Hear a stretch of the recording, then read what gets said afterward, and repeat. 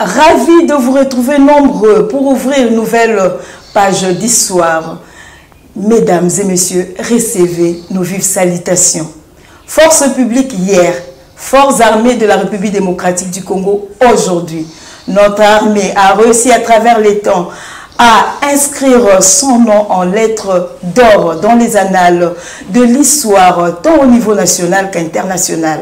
La cité des anciens combattants, dans la commune de Ngaliema, le rond-point force publique et la salle des anciens combattants, dans la commune de Kassavubu, ainsi que la dénomination des avenues et directions de quelques communes de la capitale, notamment l'avenue Victoire, l'avenue Kato, Mayenge, Kigoma, ainsi que la direction Sayo, Birmanie, Assosa, demeure le repère éloquent de la bravoure des anciens combattants lors de la Première Guerre mondiale et la Deuxième Guerre mondiale.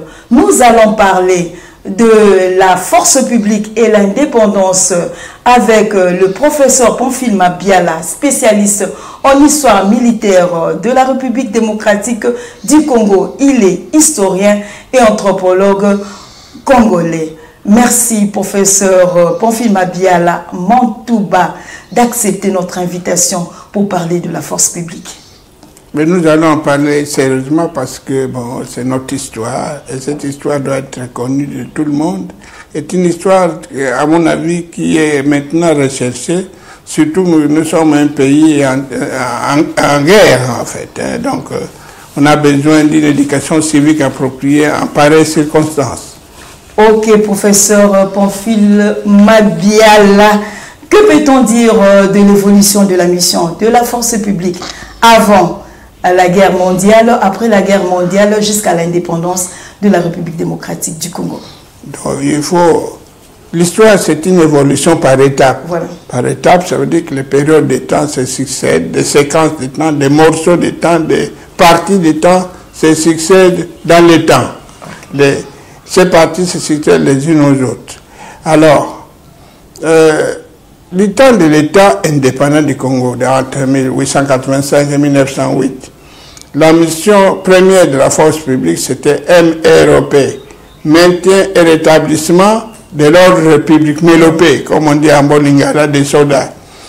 La force publique était d'abord chargée de la protection des ressortissants étrangers. Donc les dominants, il fallait les protéger, de la répression des indigènes, donc l'exécution des décisions de la justice. Donc quand vous avez condamné la justice, ou bien quand vous avez comme un forfait, il appartenait à la force publique de venir vous chercher, vous amener devant la loi. Et garder les entreprises. Donc il y a eu des polices d'entreprise, police industrielle.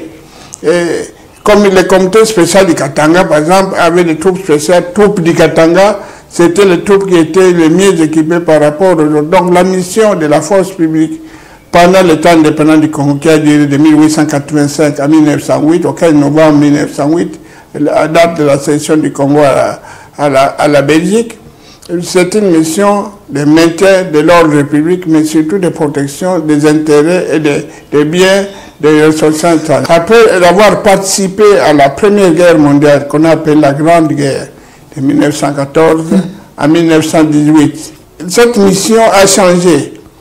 Parce que dans l'armée, c'était des policiers, en fait, qui étaient partis à la Première Guerre mondiale. On a eu des victoires dont vous avez parlé avec les noms des lieux et les noms d'objectifs militaires qu'on avait atteints.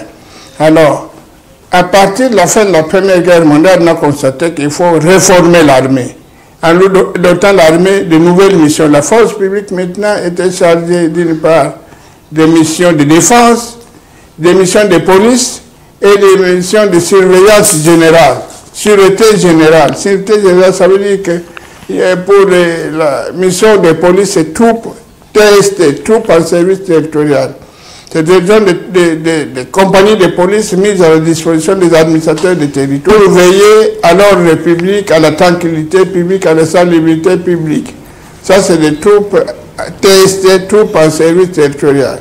Mais puisque la guerre a démontré qu'un pays ne peut pas vivre sans armée, et que même si vous êtes déclaré la neutralité, on dit que nous, on ne se battra jamais, on vous attaque quand même, on a créé aussi ce qu'on a appelé les troupes campées. Troupes qui sont campées avec blindés, des formations militaires modernes, pour se battre en cas de nécessité. Ce n'est pas pour avoir des ennemis tout autour de soi, mais au moins se battre, ils se préparent à la guerre. Ce sont les troupes qu'on a appelées troupes campées. Alors, troisième mission, après en 1919, le 10 mai 1919, là, on a ajouté une troisième mission, surveillance générale. Ça signifie que les populations, pour des raisons religieuses, pour des raisons de sexe, pour des croyances religieuses, ont tendance à désobéir aux lois. Les populations ont tendance à agresser parfois même d'autres personnes. Alors on a dit il faut une police de surveillance, mission de sûreté générale, sûreté d'État, c'est surveiller les citoyens, surtout dans les sectes. Parce que les sectes, bon, c'est des groupes religieux, spirituels, si vous voulez, mais en même temps désobéissants, qui paient la désobéissance, il faut pas payer l'impôt. Parce que nous, on croit à telle spiritualité, on ne paye pas d'impôts, on n'obéit pas au chef. La sûreté générale, cette mission, c'est une mission qui a commencé à se développer après la Première Guerre mondiale. Mais ce n'était pas un service à part encore, c'était encore la S2, section 2 de l'état-major de la force publique dans toutes les provinces au détachement. Donc une mission de sûreté générale. Après la Deuxième Guerre mondiale maintenant, la force publique a participé de 1940 à 1945 à la Deuxième Guerre mondiale, conflit mondial encore.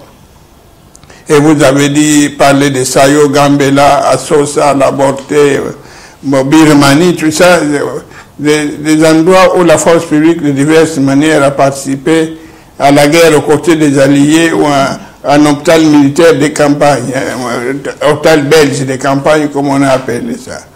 Alors les missions après la Deuxième Guerre mondiale restent la mission de défense, troupes en service, troupes campées, troupes mission de police, troupes en service territorial et sûreté générale.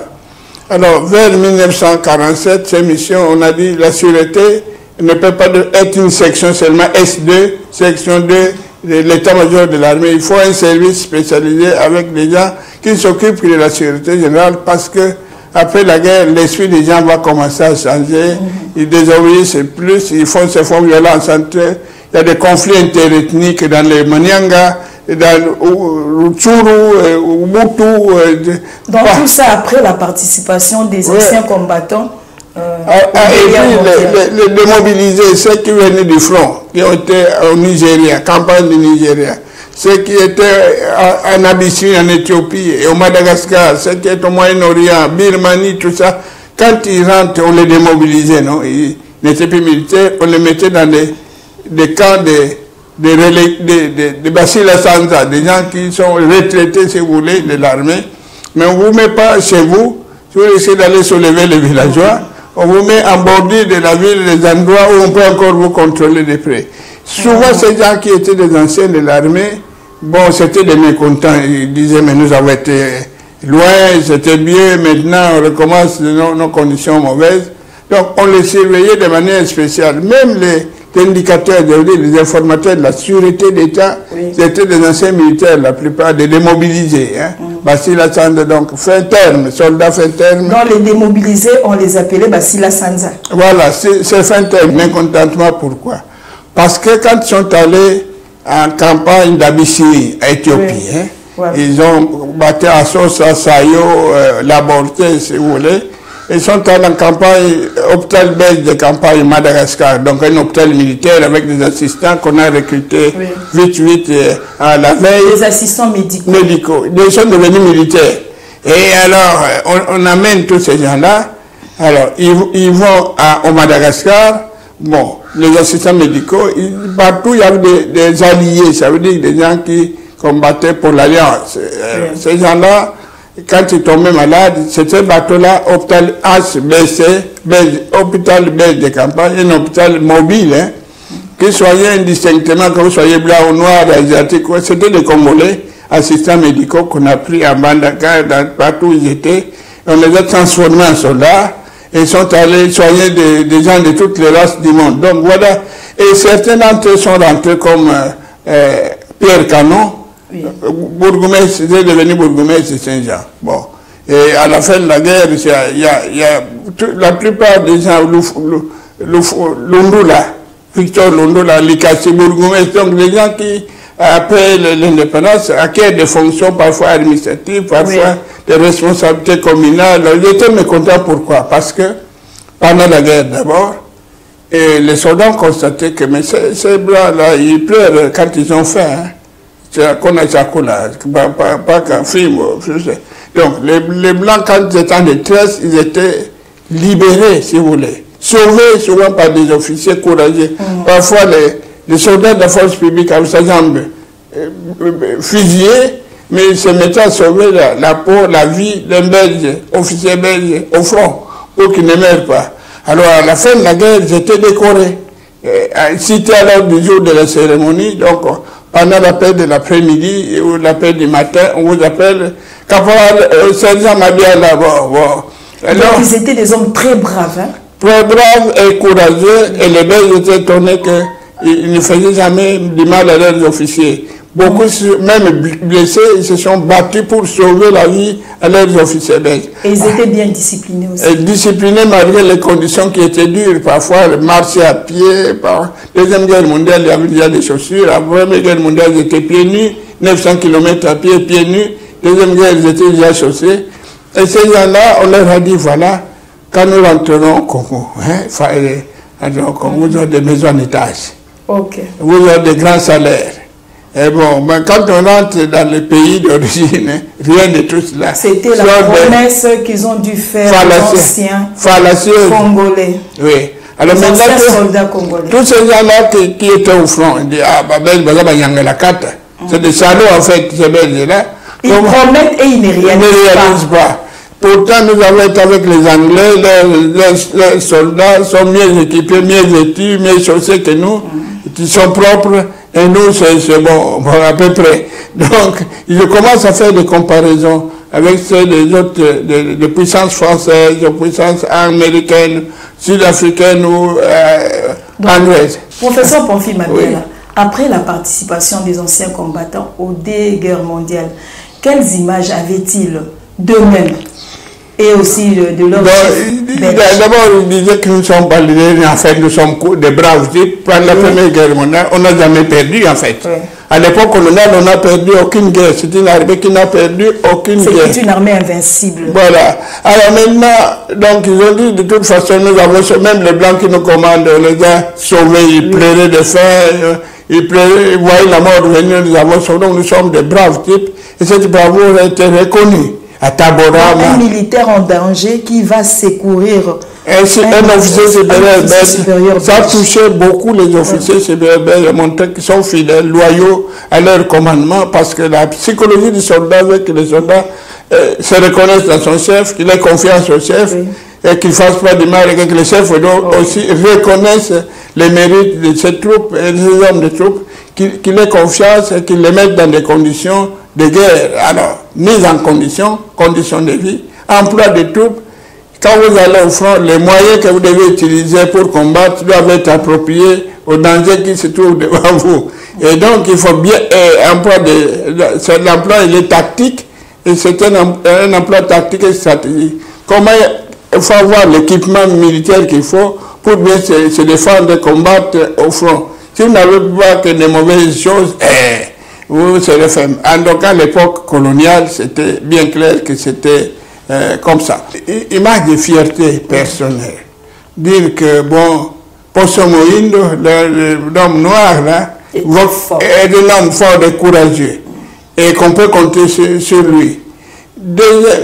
Pendant la Première Guerre mondiale, des Congolais en Belgique, comme Paul Panda Fardinand, se sont présentés volontairement. Pour aller combattre aux côtés des Belges qui étaient occupés par les Allemands.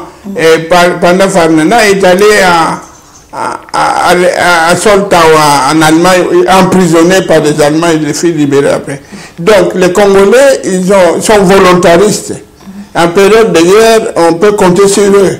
Oui. C'est des gens qui, si vous les mettez en condition correctement et vous leur donnez les moyens d'emploi de force, ils peuvent vous faire des merveilles. Et moi, j'ai toujours cru que même au temps présent, il sera toujours... Et nous croyons aussi à cela. Je pense. Pour cela, nous encourageons toujours nos forces. Donc, il faut fiabiliser le soldat dans la mise en condition de lui-même et de ses dépendants, les membres de famille. C'est pourquoi il existe même un service d'action civique et d'action sociale de l'armée pour répondre à cette attente, qui est une attente de ces soldats bien nourris, bien équipés, bien soignés et tout ça.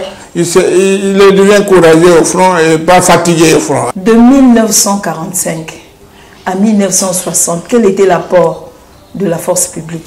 D'abord, sachez que l'effort de guerre économique dont je parle là, par exemple à l'Équateur, ça a commencé en 1942.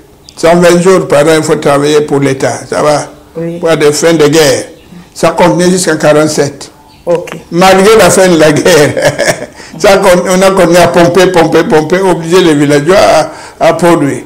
Alors, en 1947, on a créé une sûreté d'État. Sûreté d'État autonome. Okay.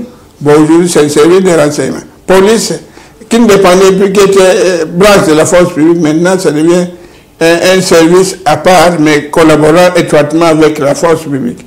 Donc, sûreté d'État pour surveiller. Donc, avec les bulletins d'information, bulletins de... Déjà en 1947, on retrouve la police. La police reste, gendarmerie, police reste, mais il y a une sûreté à part, qui est un service autonome à partir de 1947, structuré pour accompagner, parce que à partir de la fin de la guerre, il y a beaucoup de soulèvements, de conflits interethniques, par exemple, dans le Maniang, comme toujours. Hein. Le Maniang, comme toujours, donc ça a été avant aussi. C'est pas maintenant seulement, depuis ce temps-là, il y a des conflits dans le nord, le sud Kivu, des conflits au Katanga, tout ce quoi oulé. Vous dites ça a été, donc là, on revoit encore le Maniang avec les Makessa. Mais tout ça, ok, c'est bon, merci, allons-y. Donc, il y a beaucoup de conflits. La force publique est appelée à faire à des opérations qu'on appelle promenade militaire. En cas de trouble important, on fait la promenade militaire. Donc quand on arrive, on attrape la poule, on attrape les chèvres, on prend les hommes, on s'en va, on est fouette, on tape, on tire, et parfois, et donc c'est ça la promenade militaire. Alors, et puis, par exemple, le 4 janvier 1959, opération trouble. Quand ça déborde, même on fait venir même les blindés de Mbazangungu, des petites villes de Mbazangungu, pour apporter comme force complémentaire. Parce que même aujourd'hui, si la police est dépassée, en complémentarité, on fait intervenir l'armée pour calmer une situation. C'est prévu comme la complémentarité interforce à ce moment-là. Alors, donc la force publique à l'époque, c'est une force publique à côté de la sûreté générale. La sûreté générale donne des renseignements. Il y a telle situation, attention, faites. Souvent on les écoute pas, on dit, on raconte des blagues. Et quand ça arrive, vous avez dit que vous ne suivez pas, nous on vous donne des renseignements. Donc, les rapports secrets de la sûreté coloniale des livres comme ça. Hein. Les archives de la sûreté coloniale, donc les délinquants, on vous verbalise. Déjà du temps de Simon Kimbangu là, on a verbalisé beaucoup de meneurs et les mauvaises têtes là. On les envoyait à Oshwe, Kapanga. Cette sûreté a continué son travail. Après l'indépendance, Kisangani, partout il y avait des postes de troubles, Lubuntu, dans le Kivu, tout ça. Partout il y a des troubles, on intervient, les services de renseignement donnent des renseignements, suivent des gens même dans la forêt, s'ils se réunissent comme secte dans la forêt, les services de renseignement, Bukavu au bord du lac, il y avait un bureau de renseignement pour surveiller les mouvements des gens qui viennent par le lac. Donc le service de renseignement commence à prendre le corps en 1947. En 1949 maintenant, dans le monde, il y a un grand événement qui arrive, c'est la création de l'OTAN. Okay. L'OTAN. En 1949. Organisation du traité de l'Atlantique Nord. Atlantique Nord pour défendre les intérêts de l'Occident, donc Amérique et les pays occidentaux, contre les pactes de Varsovie, les pays de l'Europe de l'Est qui étaient communistes, parce que nous avons un rapport de force entre capitalistes et communistes. Alors, maintenant, dans le cadre de cet accord de 1949, là, on décide que le Congo soit protégé de manière spéciale. Comment ça? Parce que le Congo regarde des ressources stratégiques. Le coltan dont nous parlons beaucoup était exploité pendant la Deuxième Guerre mondiale par les Américains. Tu vois les avions qui allaient du Katanga vers New York en 1942, ça emportait beaucoup d'avions de coltan, d'uranium, wolfram, cobalt, toutes ces affaires-là. Nous nous étonnons seulement maintenant que c'était ici, mais c'est depuis ce temps-là des avions spéciaux. En 1944, il y a eu un accord tripartite entre la Grande-Bretagne, l'Angleterre et les États-Unis. On dit l'uranium du Congo là. Ben, si vous êtes chef au Congo, ne l'utilisez pas comme vous voulez. Il n'y a que nous trois qui décidons de l'utilisation de l'uranium du Congo. Donc ça ne s'épuise pas depuis lors. Ça ne s'épuise pas. Franchement. Donc les trois puissances décident du sort de l'uranium du Congo. Ah, ce sont nos ressources, non, on s'en fout. Vous vous foutez, on se fout de vous. Donc il faut faire attention pour ne qu'on se foute pas de vous quand vous vous foutez des accords comme ça. Les accords en 1944, on a dit 10 ans. Pendant 10 ans, les ressources d'uranium du Congo ne seront pas vendues entières, c'est parti, sans l'accord de nous trois. Imaginez que vous désobéissez, la suite c'est laquelle? Ça c'est avec l'OTAN. Voilà. Donc l'OTAN a mis le Congo sous sa protection. Atlantique Sud, à l'époque de Mobutu, l'Atlantique Sud, le Mobutu était le seul pays capitaliste, tout autour, Congo-Brazza, comme socialiste. Angola, socialiste. Zambie, Tanzanie, il était entouré de socialisants. Mobutu, c'était un bouclier. Alors il en a profité aussi. Il en a profité. C'est comme ça qu'il faisait. Si on les provoquait, il me dit, je vais en Chine ou en Roumanie, menaçait de s'enfuir. On nous donnait tout ce qu'il voulait avoir. Donc, le système occidental de l'OTAN a soutenu Mobutu et sa dictature. C'était normal. On dit, c'est bon, il faut un pouvoir fort dans un pays comme le nôtre. Bon, mais quand ça ne va pas, on dit qu'il n'y a pas de démocratie. Mais ils disent, mais c'est vous-même qui nous avons dit qu'il y a des ordres au Congo. Mettez de l'ordre là-dedans. Mais de l'ordre, c'est taper, puissance dure, frapper, contraindre, dicter, et donner des injonctions. Et c'est des choses comme ça. Donc en 1949, le Congo devient sous protection de l'OTAN. Depuis là, et nous devons le savoir. En 1950, c'est l'agence de l'énergie atomique dans le monde. Donc on évalue les risques atomiques, les guerres atomiques, et le Congo en 1950, l'agence de l'énergie atomique. Donc il faut faire attention à ce pacte-là parce que ça commence à barder. Alors en 1953 maintenant, parce que le temps, je crois que ça court toujours, hein. En 1953, on a décidé de créer, de construire des bases militaires dans notre pays. À Kamina. Oui, on construit 2 bases militaires à Kamina. Baka. Base de Kamina, ça s'appelle Baka. On construit là-bas. Nous sommes dans le Haut-Lomani. Bon. Baka. Baka, ça veut dire base de Kamina. La base de Kamina a été construite pas pour vous, mais pour l'intérêt des Belges. Au cas où il y aurait une 3e guerre mondiale. 3e guerre mondiale, n'est-ce pas? La base de Kamina servirait de base retranchée de l'OTAN. J'ai parlé de l'OTAN, c'est pas pour... Oui, vous avez parlé de l'OTAN en 1949. Nous sommes sous la protection de l'OTAN. Donc, en 1953. En 1953, on dit, en cas de 3e guerre mondiale, 1re guerre mondiale, la Belgique était neutre, elle a été attaquée, non? Malgré elle. 2e guerre mondiale, la Belgique était neutre, normalement, on l'attaque pas, on l'a attaqué, et j'ai passé à la guerre. Prochainement, à la prochaine guerre mondiale, s'il y avait encore guerre mondiale, c'est qu'il arrive avec ce qui se passe en Europe, l'Ukraine et la Russie, j'espère que ça n'arrivera pas encore. Hein. Bon, eh bien, espérons-le. Bon, en cas d'une 3e guerre mondiale, la base de Kamina servira de base de retranchée de l'OTAN. Vous comprenez, madame? Ok. Donc, c'est une base pas de l'OTAN, pas de nous. Donc, les troupes de l'OTAN viennent avec des avions qui transportent même des chars. À la guerre de 80 jours, je ne sais pas, nous qui étions au Katanga, on a vu des avions qui viennent avec des chars. Hein, ça faisait trembler même les maisons à l'époque. Hein.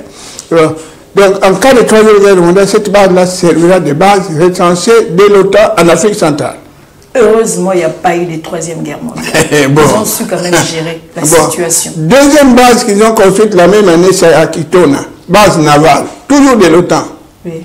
De telle manière que si vous allez dans ces aéroports de Kitona et Banana, c'est vaste. Alenteau marque la discipline est la mère des armées, tout ça. Bon, la discipline est la mère des armées. Ce qui discipline les alités, soldats autant pour le bon tabac. Ok? Donc, ces deux bases-là ont été placées dans pour la défense de l'Atlantique Sud. L'Atlantique Nord, c'est les pays de l'Amérique du Nord et l'Europe. L'Atlantique Sud, c'est tous les centres de la vie en Afrique du Sud, Argentine, tout ça, c'est l'Atlantique Sud. Alors, Mobutu était une espèce de rempart de l'Atlantique Sud, entouré de pays communistes et socialisants. Et voilà, à l'époque, on avait besoin de Mobutu, il a joué son rôle, jusqu'au jour où ils l'ont abandonné comme un chiffon, après avoir servi dans leurs intérêts. Mais il faut, en termes de géopolitique et de politique de défense du pays, il faut que ces choses-là de l'histoire soient bien connues. Parce que ce n'est pas connu, on partage, on risque parfois trop, sans savoir où on va. Donc, moi, je préfère vous le dire. Alors maintenant, on a amené faux métro. On a considéré force métropolitaine. Ok, force. Venant de Belgique. En disant que la période qui prépare l'indépendance, c'est une période trouble. De plus en plus, le rapport de la sécurité parle de troubles. Déjà en 1953, on parle de l'indépendance. Parce que nous étions en 1953. Mais parce que le plan de 30 ans 56, hein? Ok. Plan de 30 ans pour l'émancipation de l'Afrique belge, le plan de 30 56. Oui. Le manifeste de Conseil africain 56, plan quinquennal. Plan quinquennal. Plan de 49 à 59, plan 10 ans. On a dit que pour qu'il soit calme, les gens commencent à bourdonner trop. Il faut construire des camps spéciaux, camps de travailleurs. Vous voyez les camps où il y a des maisons semblables dans la ville. Tous ces camps-là, on les construit dans le cadre du plan décennal. Ok. Alors, donc, en 1956, c'était Van Binsen, plan de 30 ans pour l'émancipation de l'Afrique belge. En 1955, qu'il a élaboré le document, mais il a été traduit en 1956. Alors, les ILEO, tout ça, ils ont fait le manifeste de conscience africaine. Oui, conscience africaine. Les gens de l'Abaco contre le manifeste de l'Abaco. Ça, c'est 1956. Donc, les gens de l'Abaco contre le manifeste de conscience africaine. Parce que le manifeste de conscience africaine a dit, bon, le plan de 30 ans prévoit l'indépendance dans 30 ans. Oui. 55 ou 56 plus 30, 1986, on aurait été les derniers pays de l'Afrique à être indépendants, oui, si on avait accepté ça. Les gens de la conscience africaine, les Yokami, tous ces gens-là, ils ont dit non, nous acceptons ces plans, mais nous devons collaborer à sa réalisation monétaire. Malou aussi. Hein? Malou, il était l'abbé Joseph Albert à l'époque. Oui. Donc, voilà ce qui se passe, parce que si nous mélangeons les militaires et tout ça, on s'en sortira pas. Nous sommes en 56. Nous sommes en 56. Donc, les faux métro, les restons militaires, parce que moi je vais rester dans les discours de l'armée là. Voilà. Bon, faux métro, force métropolitaine. On a dit, comme les gens sont vraiment tumultueux là, ils font des troubles à tout moment, des conflits interethniques, Lula, Luba, dans l'Est du pays, eh bien, il faut préparer les troupes métropolitaines à renforcer la force publique, parce que sinon on sera débordé. Ça, c'est le rapport à l'armement des services de renseignement de l'époque. Alors, fond métro, donc à Kaminara, on base des forces métropolitaines. Alors, quand il y a des troubles là, en 60, mais ces forces-là, on les a actionnées en faisant venir encore d'autres venant de l'Europe. Alors, pendant cette période, on a créé des associations culturelles, et des associations d'anciens élèves, associations d'anciens élèves de pères de skate, hein, ASANEF, associations de frères d'école chrétienne, associations de frères maristes, toutes ces associations culturelles, fédération des Batétels de Léopoldville, fédération du Katanga, alliance de Bakongo. Oui. Dans cette période, on voit qu'il y a un éveil politique. Oui. Alors, le service de renseignement se renforce, parce qu'il faut surveiller davantage, la nervosité augmente, les discours augmentent, et les politiciens utilisent les soldats pour distribuer des tracts contre le pouvoir établi. C'est maintenant le rôle de la force publique. Ce n'est pas le rôle de la force publique, c'est de l'informel politique. Oui. Donc, on va dans le cas militaire, on vous invite. C'était dans l'informel. L'informel, on vous invite à l'association de Batétels de Matadi. Bon. le jour de la réunion, dimanche, on voit que c'était la Kemafou, on se distribue quelque chose, un document de la fédération de Matete de Léopoldville ou de Matadi ou de l'Alliance de Bakongo. C'est des associations culturelles, souvent parfois créées grâce à l'inspiration comme le père Van Wing. Pour l'Abaco, c'est l'inspiration. Père Van Wing, jésuite, qui chante au grand séminaire de Mayidi, des élèves de Maniel, c'est pas là. Professeur, restons toujours dans l'armée. Il faut rester dans l'armée. Donc, force métropolitaine, c'est pour renforcer, venir en complémentarité. Alors, en 59, là, avant même le 4 janvier, on a fait des manœuvres militaires. Avec tous les services de renseignement, services de l'armée, toutes les forces de l'armée, et les sûretés d'État, missionnaires, chefs d'entreprise, parce que quand vous êtes chef d'entreprise ou chef de poste de mission, vous devez faire rapport à la sûreté d'État. Mais affaires religieuses et main-d'œuvre, n'est-ce pas? Vous devez dire que moi, toute l'année, les gens étaient gentils. Si vous avez volé la vache du prêtre, bon, vous êtes foutu parce qu'on veut rapprocher vous que vous avez volé la vache d'autrui. Donc, on a pris tous les chefs de postes de services privés et de l'État. On les testait pendant des manœuvres qu'on appelle militaires. Manœuvres militaires, c'est pour essayer de voir, en cas de difficulté, qu'est-ce que nous ferons ensemble? Est-ce que nous sommes capables de communiquer pour alors, plan de trouble qu'on a appliqué. En cas de trouble, qu'est-ce qu'il faut faire? Le 4 janvier, quand ça bardait, c'était plan de trouble. On dit, si c'est nous à chicoter comme à l'ordinaire, ça ne marche pas. Il faut appliquer. Donc, la mesure les plus sévères de police, c'est plan de trouble. Promenade militaire, c'est lorsqu'on va sur le terrain, on va dans une région des gens de l'intérieur du pays font des troubles, on fait la promenade secondaire de sommation. Que les meilleurs citoyens se retirent, on va user les forces armées. Alors, donc, si vous êtes un bon citoyen, retirez-vous, parce qu'on va user de l'arme.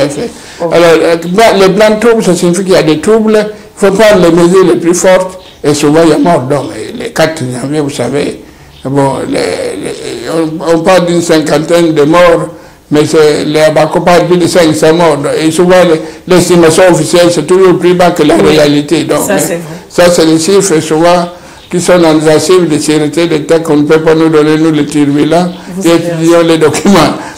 Tous les services de renseignement à l'éveil de la colonisation, force publique, l'état-major de la force publique, et la sûreté d'État ont dit que ça ne va pas. Si on ne prend pas les mesures, le pays va bouger. Et à partir du 4 janvier, la population devenait incontrôlable. Donc, renverser des stations d'essence, brûler des bus, taper, violer, tout ça. Là, nous sommes en 59. C'est le 4 janvier. Tout ça est arrivé, c'est des choses de pillage là, ça ne commence pas seulement ce jour-là. Déjà en 58, un match interracial, ça a failli barder déjà une année avant 59 en question. Donc, 59, l'Abaco, les leaders sont allés en prison après des troubles. Les leaders de Lumumba et consorts sont allés en prison à cause des troubles. Donc, les troubles, au fur et à mesure qu'on se rapproche de l'indépendance, les troubles augmentent. L'Abaco, Kassabou et ses membres ont été mis en prison parce que le meeting était interdit. Ils ont dit c'est que le premier bourgmestre, le gouverneur, si vous voulez aujourd'hui, a interdit, on ne le fait pas. Les gens ont dit, même si yo yakoloba, bon, maintenant, les Kassabou disent, je ne peux pas désobéir la loi, sinon on va m'arrêter. Malgré tout, il y a eu des troubles, il y a eu mort, donc on l'a arrêté avec tous les cadres de son parti à l'époque. Lumumba, au mois d'octobre 59, bon, on a interdit le meeting avec Sangri, même phénomène. Lui dit, même si c'est interdit, j'ai fait quand même le meeting. On l'a arrêté, donc c'est comme ça que jusqu'à la veille de l'indépendance, à la table ronde, il sortait du Katanga de la prison pour être attendu à Bruxelles. Donc, vous voyez, alors, maintenant, comment l'indépendance est confirmée après la table ronde, janvier-février 1960, table ronde politique, au mois de mai, table ronde économique. L'indépendance, quand on a décidé que c'était le 30 juin, ça a failli barder la veille. Le Katanga voulait faire déjà sécession la veille de la proclamation de l'indépendance. On dit, tiens, c'est le moment où il a pris tous les meilleurs postes pour lui-même, Et nous, les Katans, qui donnons 60% du budget à l'État. Mais non, les militaires, les anciens soldats de la République démocratique du Congo, quel rôle avaient-ils joué le 4 janvier 1959? Ils étaient aussi dans les désordres. Lors des répressions, ils étaient encore fidèles à l'époque. Lors de toutes les manifestations là macabres. Non, elles ne se sont pas révoltées à l'époque. Ils étaient sous le commandement d'elles, fidèles, loyaux. Mais ils ont dit, mais à la fin de l'indépendance, on dit oui. Mais tout le monde parle de l'indépendance qui aura lieu bientôt. On a demandé à Patrice Emery Lumumba, est-ce que vous allez appeler l'indépendance, donner des grades à tout le monde? Non, il dit, c'est pas parce qu'on est indépendant qu'un caporal deviendra général. À l'époque, il était tout à fait raisonnable, non? Oui. Mais quand le trouble a éclaté en 60, après la proclamation d'indépendance, là, alors on dit, allez, terminé. Maintenant, parlons de la force publique et l'indépendance. Mais c'est de ça que nous sommes en train de parler. Alors maintenant, quand on arrive le 30 juin, c'est un jeudi, le 30 juin 1960, c'est un jeudi, proclamation de l'indépendance du Congo. Après, bon, les soldats ont dit, écoute, mais l'indépendance qu'on vient d'avoir ici, c'est seulement pour les civils. Hein. Et nous, on ne parle pas de nous, pas vraiment sur nous. Tout le monde croit que nous, la force publique, on a demandé au commandant de la force publique, quand Léopold, quand Kokolo. Oui. Bon, au tableau, il était dans un tableau. Émile Janssens, et on nous dit, mais mon général, qu'est-ce que nous on devient? Les civils sont devenus des ministres, celui qui était bon, il a pris la maison du maître, et nous, rien. Qu'est-ce qu'on devient? On africanise pas le cadre de la force publique. Il a pris une craie. AI égale AI. Après l'indépendance, égale avant l'indépendance. Non. Avant l'indépendance, attendez comment il parlait là. Avant l'indépendance, égale après l'indépendance. Pour les soldats, n'a rien de changé. Avant l'indépendance, vous avez les soldats, des officiers belges. Après l'indépendance, vous aurez encore des officiers belges. Donc, il n'y a rien de changé. Ah! Une façon de les pousser à se révolter. Et alors, là, ça a éclaté. Les troubles ont commencé au camp. Et on se tape de verre, on tape. Et il y a eu des violences, beaucoup de violences entre les 5 juillet, hein, 1960. Hein. C'était le 5 juillet 1960. L'indépendance, c'est le 35 jours, ça a éclaté, c'était désordre. Dans tous les pays, tout le monde était fâché contre les pouvoirs. Comment ils sont comme ça? Donc nous, on a souffert pour rien. Les bénéfices de l'indépendance pour les civils, ça c'est inacceptable. Alors maintenant, pour calmer la situation, c'était devenu terrible, hein, terrible à recadrer. Alors après, on a fait des violences, par exemple, à Kisanto. L'administrateur du territoire de Madimbara, André Rikmas, il parlait de Kintando, très bien. Il a dit de toute façon, moi j'aide les autres à évacuer, fuir en Belgique, mais moi je reste parce que je parle Kintando, je suis accepté par les Congolais. Il croyait qu'il était chez lui. Il croyait qu'il était devenu Muntando. Ouais. Eh bien, on l'a pris avec son collègue Blanc au pont Inkis, on les a tués, coupés en morceaux. Alors, quand nous disons que c'est des faibles, méfiez-vous ils l'ont tué sur. Vous voyez, quand vous venez de Manangou, le côté gauche du pont, au coin là, c'est là qu'ils les ont attrapés, tués et coupés en morceaux. Parce qu'il avait refusé de rentrer chez lui. Il voulait pas. Toujours. C'est des militaires de Manangou, des civils qui sont venus les tuer. Alors même les gens qui connaissaient comme des civils. Non, les autochtones de Kisanto ne l'avaient pas tué. Ce sont ceux qui sont venus. Mais ils étaient contents. Ah. Okay. Alors maintenant, le drame, la dramaturgie, c'est quoi? L'évêque de Boma va à Bruxelles, au ministère belge de la coopération. À la réception. L'évêque de Boma, là, il était belge. Non, Boma, Mukongo, non? Oui, il est Mukongo, non? Je veux savoir, en fait. Mais le cas de la coopération, souvent, il y a quand ils sont en voyage, ils voient des autorités, n'est-ce pas? Il arrive à la coopération, trouve une dame à la réception. Bonjour, monseigneur. Tu me connais, monseigneur? Non? Je suis la femme, la veuve de Rikmas. Donc, le type qu'on a coupé un morceau, sa veuve était à la porte. Était belge ou bien? Belge, non? Ok. À la porte du ministre qui doit décider si on doit vous aider ou pas. La secrétaire, là. C'est cette dame de la monsieur qui a été coupée en morceaux. Bon, imaginez le traumatisme du visiteur. Il dit donc, quand il entre pour rien, c'est pas sûr que j'aurais une bonne réponse. Hein. Il était totalement affaibli par cette nouvelle. Donc, il s'est passé des violences. Et comme les violences ont augmenté, les troupes belges sont venues de la Belgique jusqu'à Matadi attaquer les soldats militaires. Les soldats étaient tellement indisciplinés qu'il y a eu un affrontement et le gouvernement était dépassé. Finalement, les troupes des Nations Unies, aux Nations Unies, aux États-Unis, on a dit, si on suit les procédures des Nations Unies qui sont longues, prenez les avions américains, mettez seulement ONUC. Hein? Okay. Parce que si vous négociez d'abord si on doit les autoriser ou pas, c'était américain, mais on a mis ONUC pour intervenir, pour empêcher la catastrophe. Donc, on a d'avoir des affrontements avec des bains de sang atroces. Donc, il y a eu l'ONUC, l'Organisation des Nations Unies au Congo, et ainsi de suite. Alors, maintenant, les troupes vont continuer pendant 2 semaines au moins. Et puis le 11 juillet, vous voyez, le 11 juillet, le Katanga fait sécession. L'État indépendant du Katanga.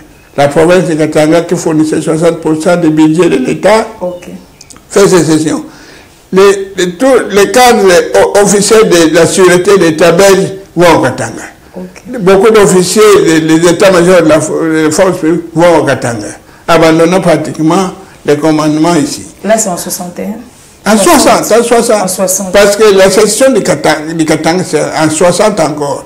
Donc, le 11 juillet 60. Le 8 août 60, le Katanga, le sud Kasaï, c'est pour une province autonome. Ils ont déclaré donc une province autoproclamée, autonome.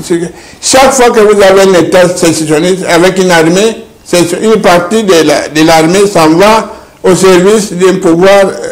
Donc, un certain moment, c'est Molele. Molele, c'est l'ancien ministre de l'Éducation nationale du gouvernement de Mumba. Lui, c'est dans les Kouilou. Le rebelle moléliste. Soumialo est rebelle dans le sud Kivu. Gizenga, Kisangani. Oui, province orientale. Donc, l'armée, il y a beaucoup de fractions armées et les militaires suivent les chefs. Donc, il y a des morceaux de l'armée. Mais là, le noyau dur est resté l'armée nationale congolaise. Ce qui fait qu'en 2017... l'armée loyaliste. Loyaliste, oui. L'armée de Kinshasa. Armée nationale congolaise. On l'a officiellement présenté au défilé du 17 novembre 1960, alors pour montrer que l'armée va naître et qu'elle va... Alors les Américains, comme toujours les Belges et les Français, ont aidé à ce qu'elle puisse naître au fur et à mesure et avoir pied et être une armée qui se crée quand même et qui se construit quand même. Avec l'appui des Américains principalement et l'appui des Français et des Belges. Au fil du temps, avec l'avènement des officiers supérieurs militaires congolais, comment était le fonctionnement de l'armée? Comment l'armée a-t-elle évolué? Avec maintenant nous-mêmes les nationaux, les Congolais. D'abord, le phénomène Mobutu qui était un civil, on en fait un colonel en 60. Mais il avait fait une formation militaire. Oui, je l'ai fait. C'est un major comptable dans tout le grand Falou-Labour. Voilà. Oui. Donc, il était travaillé au service de presse. Quand on l'a laissé maintenant. Oui. Il a travaillé là-bas au service d'éducation civique et de l'armée. Il y avait alors, journal, revue de presse de la force publique. Il a travaillé là-bas. Donc, il n'était pas un homme, il était intelligent pour son âge et pour sa fonction. Okay. Alors, Mobutu a été forgé par les Américains. On doit donner les moyens de la politique. Donc, par exemple, quand il a suspendu à l'époque les deux pouvoirs, vous savez qu'à Sabou, le 5 septembre, a révoqué son Premier ministre. Le Premier ministre, le même jour, est allé révoquer le président.